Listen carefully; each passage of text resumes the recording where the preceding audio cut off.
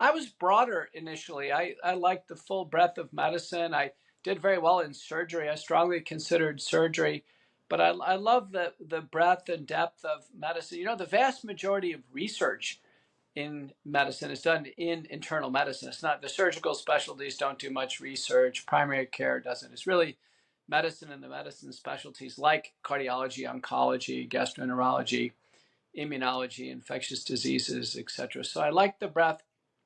I trained at the University of Texas Southwestern in Dallas, finished top of my class. And here's something your listeners may want to know if you ever want to see if they've got a top doctor.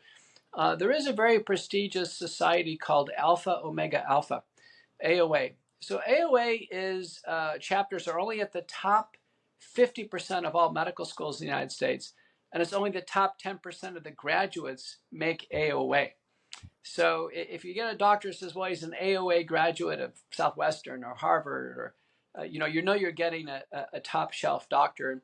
And so after that, I went off to University of Washington in Seattle, at the time the #1 medicine residency training in the United States, just ahead of the Harvard programs. I interviewed there as well. And when I finished medicine back in the 80s, it was very common to do service. People took a break for a while before they went on for more training. And so I did service. I signed up for a rural medicine position in the northern part of the lower peninsula of Michigan.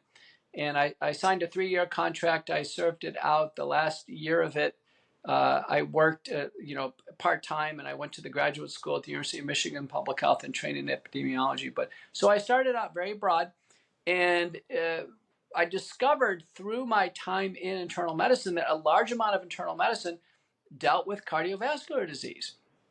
The risk factors for cardiovascular disease, like high cholesterol, diabetes, high blood pressure, smoking, family history, obesity, a lot of these inputs led to cardiovascular disease. And among causes of death in the United States, heart disease is about 40% of all the causes of death. So at that time, getting through that rural health experience, I was relieved of my student loans.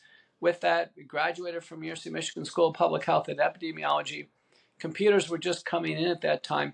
I then undertook my cardiology fellowship at what's now the Oakland University William Beaumont School of Medicine, and 3 years there, trained under a dynamic leader in interventional cardiology, William O'Neill. And then I was fully baked. I knew I wanted to always do a blend of clinical practice and research.